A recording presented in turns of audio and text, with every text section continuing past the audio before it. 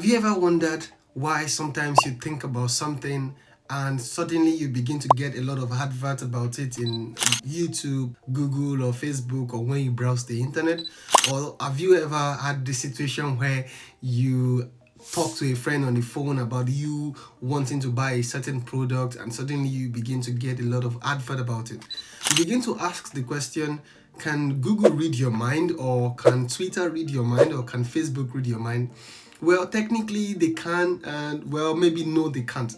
Anyway, in this video, I am going to be explaining to you how big data companies use your data to advertise to you. My name is Samson, and I lead the marketing analytics team at Free to Move, Europe's largest car sharing company. Follow me. So technically, all these companies don't read your mind. They only try as much as possible to understand you. Well, not your typical understand your customer or know your customer kind of thing, KYC like we call them, but it's more about knowing you for who you really are, knowing what you want, knowing your likes, your dislikes, your favorites, where you like to go, what's your life story sort of.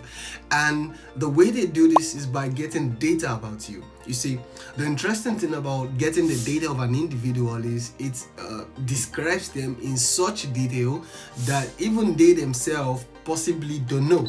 So I'm going to explain how marketing basically works, or let me say marketing analytics work. I'm going to explain with data and algorithms. So what Google does to sell you the right product or tell you this is what you might like at this time is two things, and I'm going to explain that in this video. One is data. The second thing is algorithms. So let us talk about data. Everybody has data about them. You see, the interesting thing about data is the data of someone actually explains them or really tells their life story or talks a lot about them more than they even know themselves. So for example, one way data Google, for example, will get data about you is through your search or browsing history. Think about everything you've ever searched online is saved by Google. You know, I actually Googled this myself and I actually find it. So see this screenshot that I'm going to put in this video now. It says that according to Google, when you search on Google with web and app activity turned on, Google saves activity like your search history to your Google account. Web and app activity saves data about the things you do across Google services, including associated info like locations in your account to make your experience more personalized.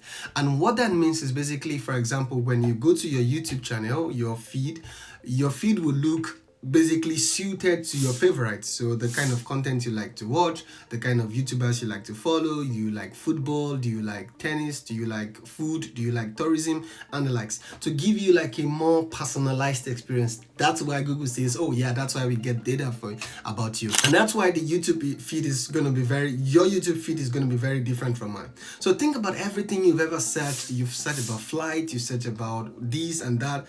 Now, you watching this video, for example, is another data point in the whole search history. After this video, you're going to watch another video, you know, that's going to also become another point. So at the end of everything, for years when you've spent your life on Google or on the internet, Google pretty much knows what you like and don't like, and they know that at every point in your life. You probably also uploaded pictures on Facebook, on Twitter. While I'm not saying you should not do that, you should do it. I'm just saying that every point that you do, you leave a trace of yourself on the internet, and all of these companies can gather that, put it together, and have a very good idea of who you are, what you like, where you like to go, what are the things that would interest you, and everything sort of adds up to the whole marketing data that they can use to sell things to you.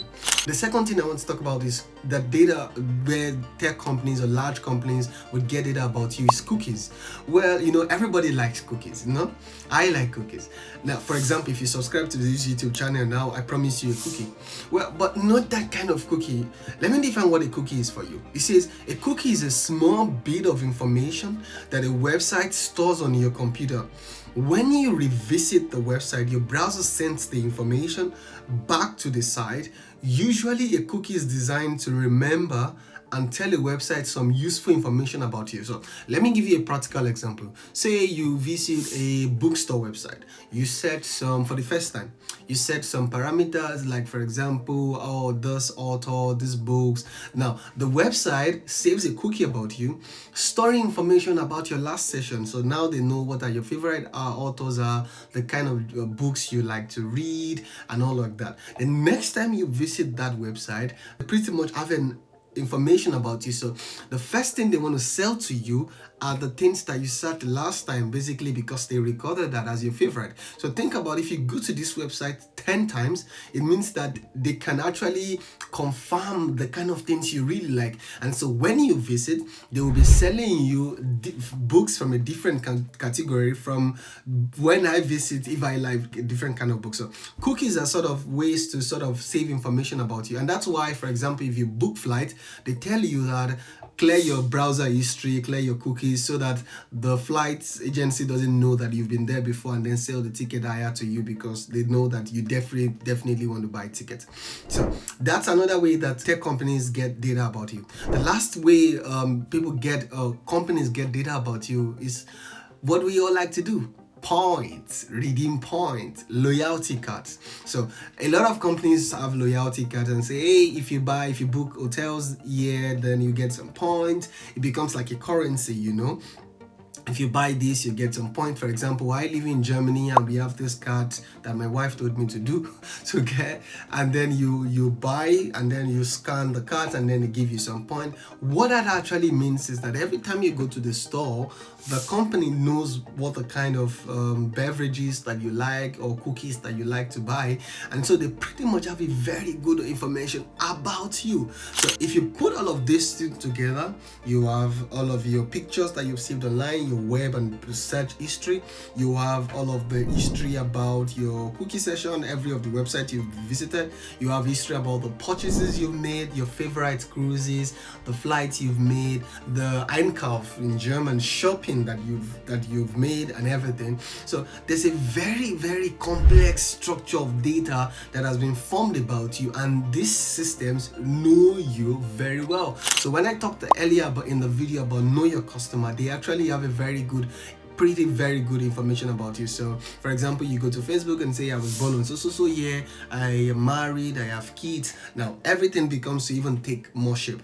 Now having all of that data does not make sense to tech companies who want to sell something to you if they don't find a way to sort of process it. And that takes me to the second point: algorithms. Now, the second powerful thing that all of these big companies like Google, Facebook, Twitter, and the like have is the fact that they have very huge computing power. And so it's not surprising that Amazon, for example, has AWS, Google has GCP, Google Cloud Project, because they have very huge computing power, and they need those computing power to be able to process the amount of data they have about every individual out there. So how they do this is by simply using something called machine learning. Don't worry, I'm going to explain that. You see, the simple idea of machine learning is to find patterns in data. So everybody in life actually has a pattern of doing things. You have a favorite way of making your omelets. You have a favorite way of making your coffee. You have a time that you actually go out to work. You have a time that you actually come back. Sometimes these patterns are not known to us. You have a sort of pattern of doing things on the weekend, of doing things during the week. You have a pattern of calling your friends on a Tuesday evening. You go for training on Wednesday evening. You want to spend time with your kids on Friday evening. Or if you go to church, you go to church on Sunday evenings or Sunday mornings, wherever time is. So you sort of have a pattern to life. Also, you actually have a pattern to the way you do things.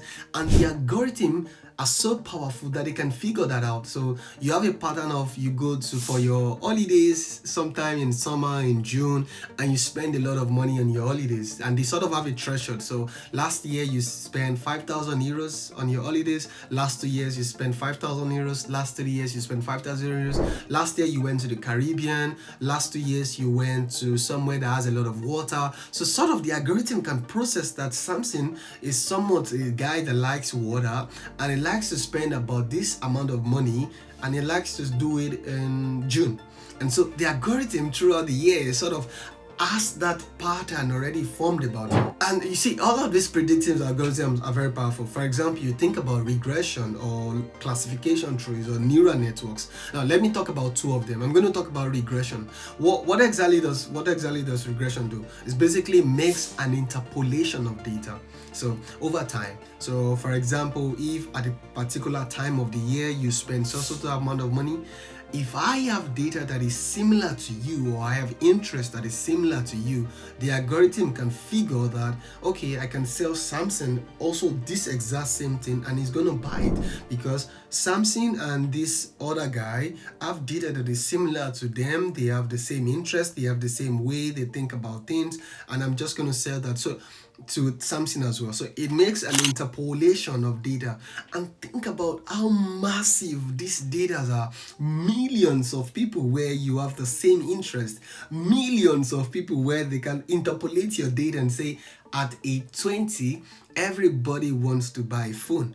At age 22, everybody wants to buy a cool gadget. So if you live in California and you're 22, this is the gadget they are all buying, and this is the time they are buying. And when you hit that time, or if you do something that they do before, let's say they graduate from college, once you graduate from college, the algorithm knows I am going to sell something this, and he has a high percentage of buying it. So the algorithm regression can make an interpolation of that and say you the right thing at the right time. Another example of a strong algorithm that large tech companies might use is something called nearest neighbors. So think about, we all live in the same area. Chances are we live in the same area because we like that neighborhood. Chances are also strong that we sort of have similar interests. Everybody who lives sort of, think about, for example, in South America, you can say everybody who lives in Brazil sort of likes football or has a flair for football. So because you live in the same region, you sort of have similar interests. That's sort of the idea of nearest neighbors. So saying that if you have interests that are similar to mine, or you have a pattern that is similar to mine, there are high chances, it's very, very probable that you also want to buy the things I buy. So the algorithm basically makes an interpolation of all of the kind of people who have similar interests. You remember I explained earlier about how they get all of this data and your interests. So it makes an interpolation of how many people get this, as this sort of interest, and basically sells them the same thing. Of course, some people will buy, some people won't buy. And then so you see the power of combining data with algorithms. The data analyst field right now is in high demand because of all of these things that I explained. Huge companies are looking for people who want to help them process data or understand all of this marketing ideas and all. I have a previous video where I explained how do you actually get into a data analyst role. I scraped LinkedIn for 7,000 data roles, and I processed them and look for what are companies actually looking for, what is the qualification, what is the skills. You can check out the video somewhere here, and make sure you subscribe to this channel. I'll be doing more videos like this, and I'll see you in the next one. Bye.